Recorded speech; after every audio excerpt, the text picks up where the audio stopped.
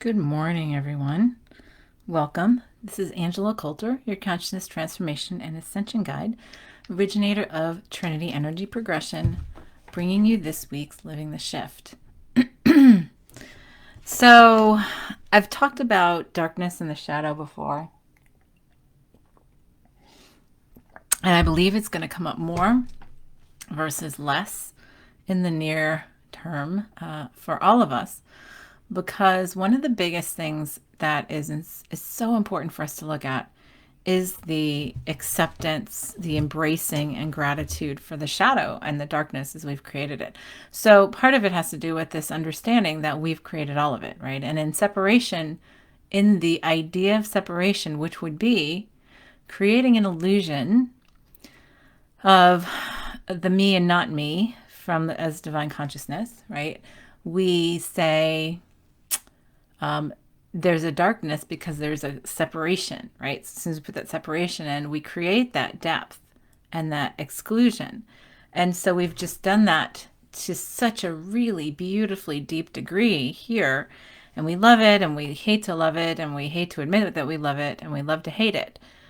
And I know, like I said, I've talked about this, but personally,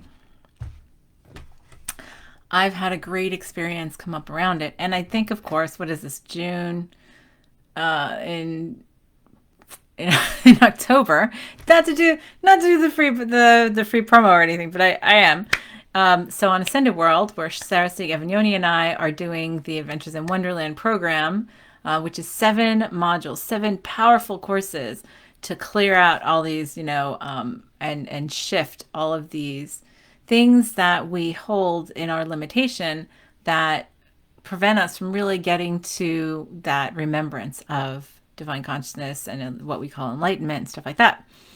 Well, number 6, which is October, is launching in October. They're all self-paced. Is the shadow, and I feel like this stuff is starting to come up so that we formulate the program really to accommodate where everybody is right now, and or we're getting to.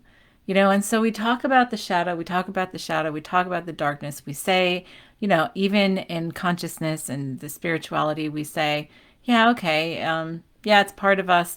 I mean, here's the thing.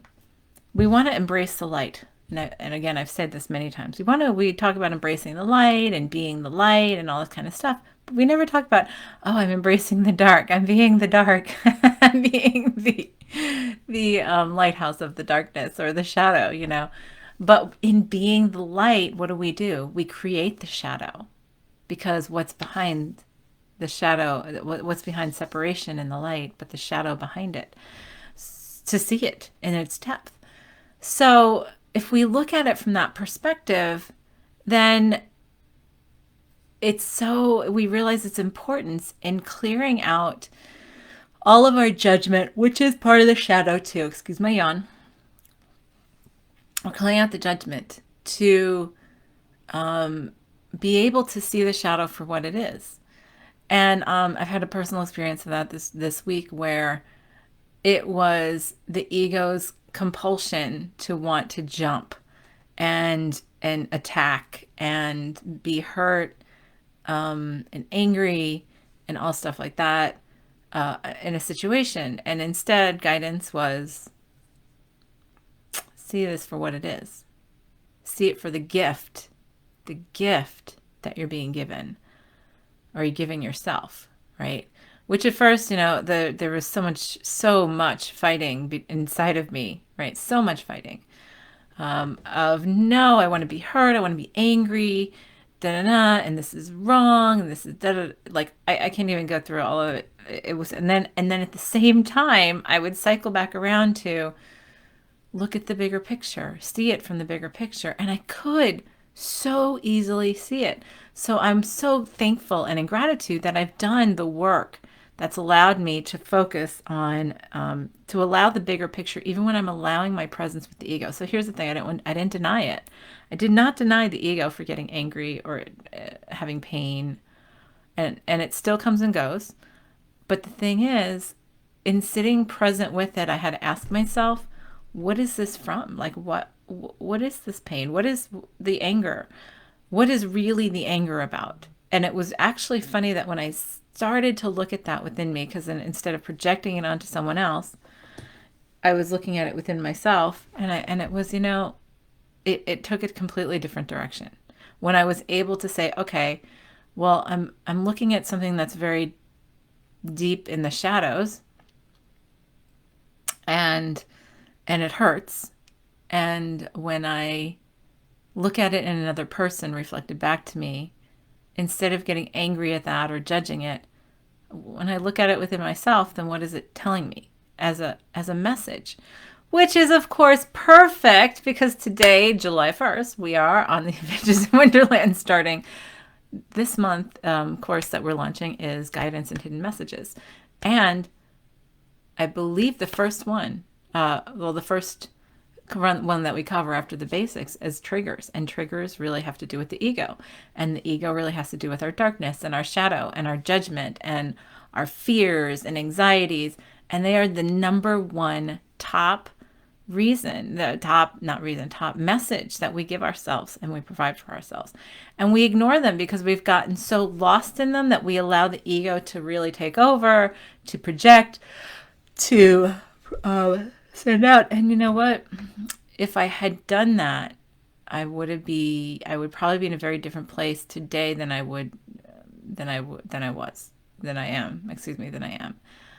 which is in a completely different direction of exploration of myself and understanding in an honest way without judgment.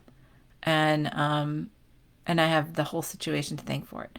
So, we tend to shut down, we judge, we look at, and especially when it has to do with something with our spouses, with our families, and when we hit upon something that they hold in the shadows of themselves, and we feel like then we are betrayed by their propulsion from those shadows, that we get lost in that betrayal instead of saying, wait, well, let me look at the bigger picture. What is this showing me? Like, what is there for me to explore in this shadow?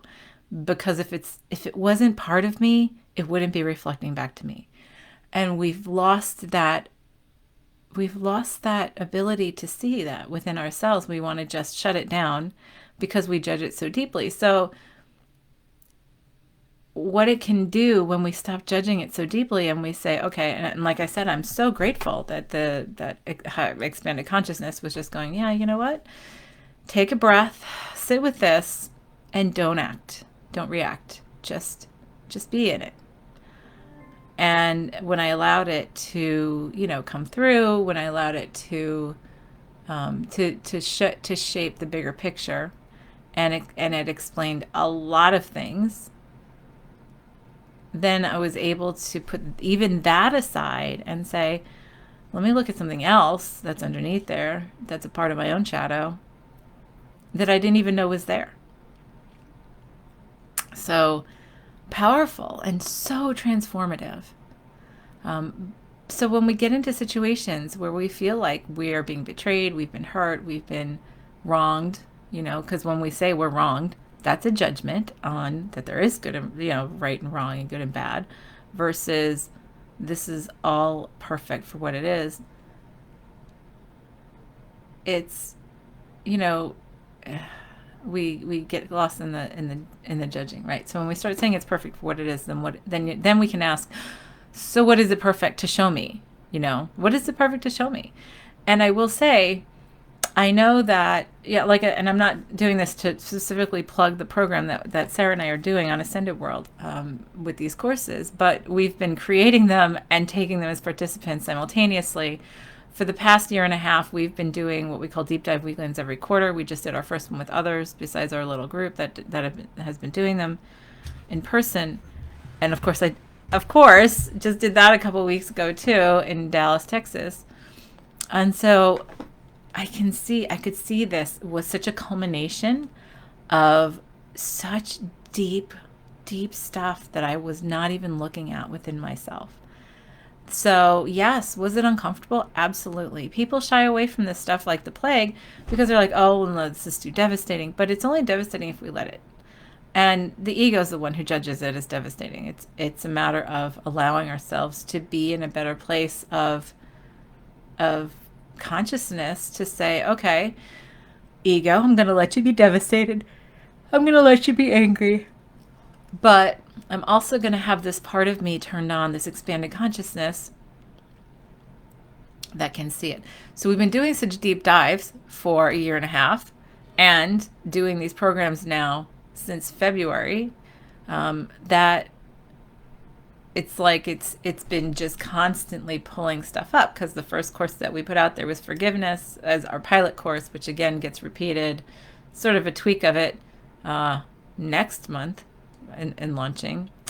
And then we started this whole program, and it was worthiness and trust, which trust is a big one, which is funny because, a couple months ago, I had actually gotten this interesting message out of nowhere that was like, okay, well, basically you're going to need to really trust what's coming up. It's coming. And I'm pretty sure it had to do with this whole situation that came up with me. And it was very cathartic, and I was glad to have had, because what's funny is, even with the ego getting all crazy, there was a part of me that was going, remember that guidance, and then I'd go back into meditation and that would just be right in my face. Yes, this is it. This is what to trust. And then when I started asking, well, what is there to trust? Because this is all about betrayal, so how can it be, or the belief of betrayal, which really isn't, really is not. It was just the perception that ego wanted to take. But when we started looking at it, and when I started looking at it in a different way, it started becoming clearer. And when you do start to trust and say, okay, I trust this is perfect. I trust that this is here to give me some big monster lesson, or else it wouldn't have been this big monster thing that came up. And it was pushed up to the surface.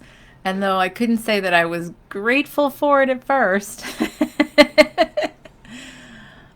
as the week has progressed, which is funny, it's Thursday, it feels like the last 5 days have been 5 years for me, because I feel like I'm a completely different person today than I was 5 days ago.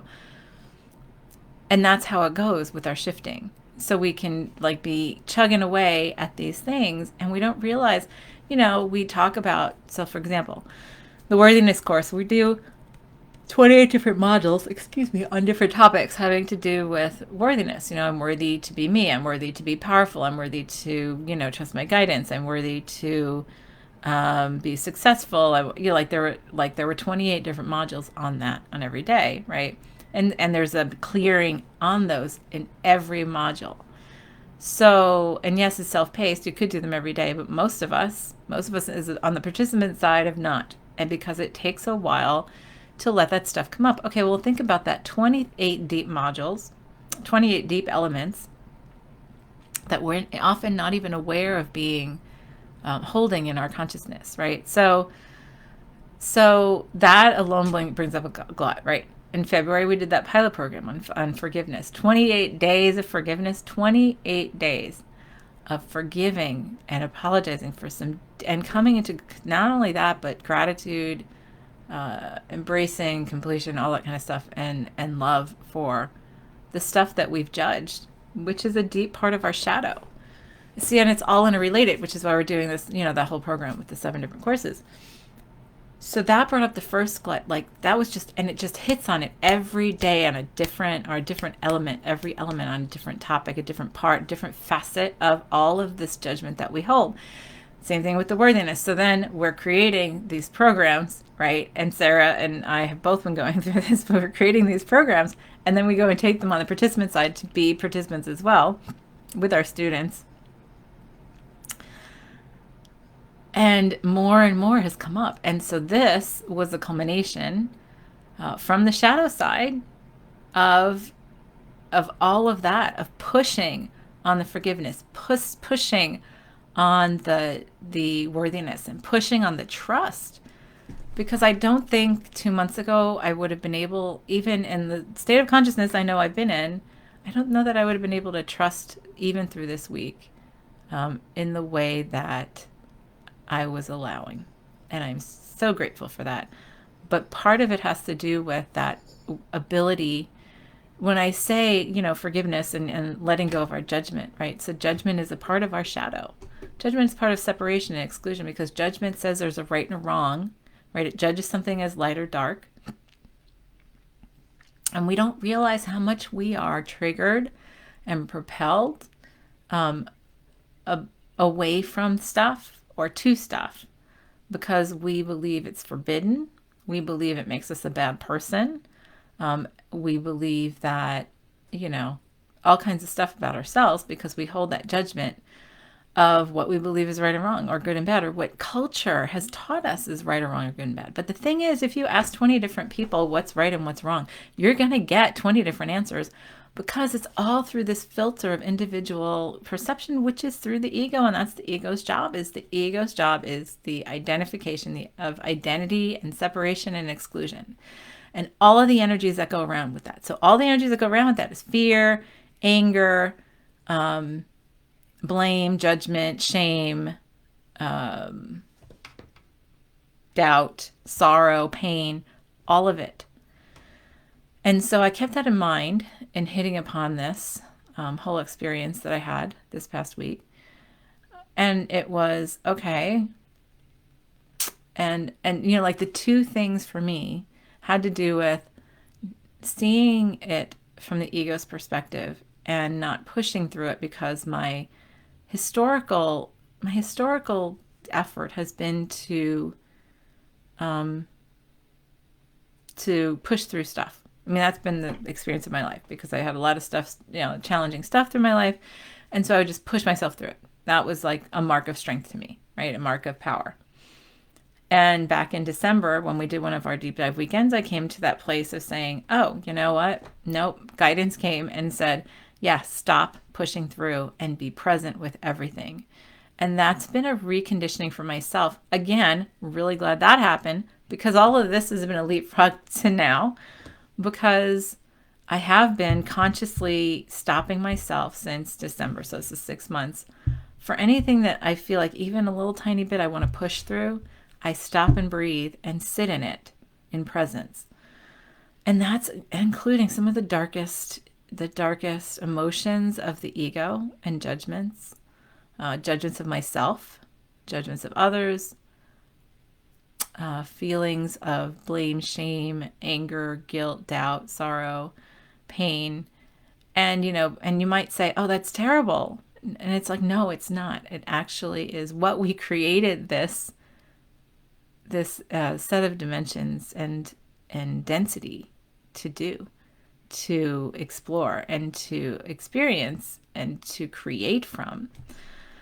And so in doing that, I let the ego have its saturation in that energy without it ruling me, which changes the whole dynamic because the challenge is we get ruled by those propulsions. We get ruled by the repulsions. We get ruled by shame. We get ruled by anger and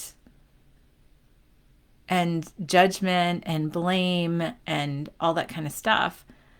And when we get ruled by it, then we're propelled by it, and we fail to see the bigger picture. And we still then we perpetuate the need to recreate the situation and the experience.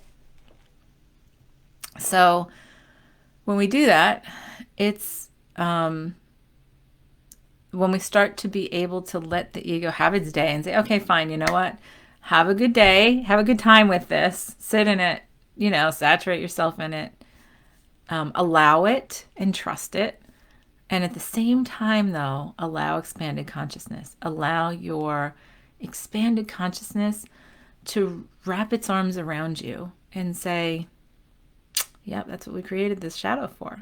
That's what we created this darkness for. This is what we created to see what it was like to propel from that repulsion. And okay, so now that that's done, and it's also a way to shade ourselves too. It's also a way for us to create more forgetting. Yeah, Sarah says, have its fill of that experience so it can be done with it. Exactly. So it's also a way when we have all of it, right? We put it in there as a way of forgetting, right? Because we get propelled from it. And so when we allow ourselves, yes, when we allow ourselves that saturation, and the ego gets to have that experience because that's what it wants. That's the experience we came here to have. And yet we created this whole other game of making ourselves forget more by just pinging ourselves around like a ping pong, not a ping pong ball, a pinball. I'm seeing the pinball machine in my head. So when we stop, when we remember that we're not just the ball, but we're the player and the creators of the game, and say, okay, well, I'm going to let the ball play out, right, and let it be hit around, then I'm going to also look at the bigger picture and be the creator of the game and say, well, why did I put this here? What was there for me to see? And I actually sat with this in a different way than I've done ever before. And I'm really grateful that the whole thing came up because it's been such a powerful shift for me. But in looking at it, it was like, oh, well, look at that. I wasn't even looking at that. Oh, oh, oh, wait, there's this whole part of me that I was like ignoring and not seeing because of all of this that was going on over here. And so, and it's a new part of myself to explore that I have not acknowledged, I don't think ever before in this life. So, without one thing, I wouldn't have had the other. And I think that's really what our goal is, like it's to still have, like we're here, right? We're in the body. We're still going to have these experiences. We still have the ego. And no matter how we want to call it enlightened or whatever in remembrance we are, we're going to continue to have those experiences because we are bringing stuff up from the shadows. The shadows are where we have the meatiest experiences. The darkness is where we have the most saturated experience of these energies of separation that we created as propulsion in this reality. And so if we don't allow ourselves the remembrance to see it for what it is, and we forget that we're not just the pinball, right? Then we just perpetuate the game over and over and over again. Instead of actually seeing it for what it is, experiencing it for what it is, experiencing it in its wholeness, and then looking at the beauty of how it fits into the bigger picture and how it fits into the symphony, which is, it's awesome. It's breathtaking. And I can't even begin to explain what it feels like because it's something so new to me. But that's really what I want to talk about for everyone to do this week. I want you to look in the mirror to say, okay, what things, and if you have the ability, and I'm not talking about like you don't even have to let it be a situation that comes up in your life that causes it to be pushed to the surface, although most of the time that's what we do. We can sit there and look in the mirror and say, let me see that part of me that I'm refusing to see, and let it come up. Let yourself have your day of judgment on it. Let yourself have your anger, sadness, pain, and everything else. Let yourself saturate yourself in that without letting it propel you into action that is based from the ego. And once you've saturated yourself in it, then allow the expanded consciousness to say to you, look at this beautiful creation and look at how it fits. Now that you can see it clearly without the filter of judgment, without the filter of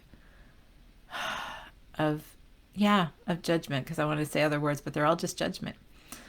And to be able to now see the bigger picture and, oh, this is a way to change that is through a completely different path than I would have ever seen because I was not seeing an entire portion of myself.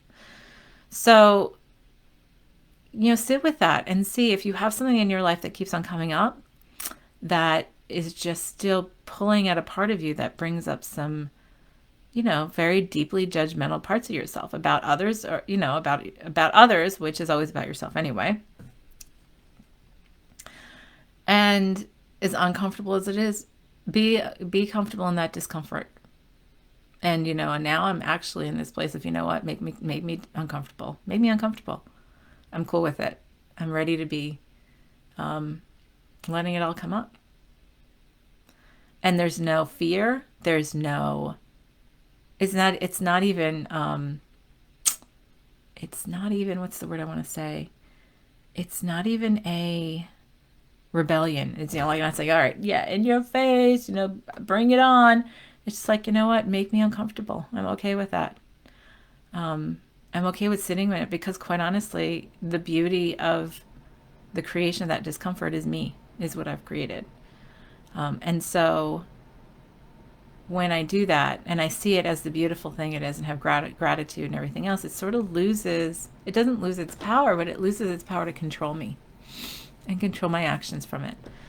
But it also still gives me the depth of the experience of the whole thing, and lets me see it from a different perspective. So on that, do that this week. See if you can do that. Journal about those things that you judge the most deeply about yourself or about others around you.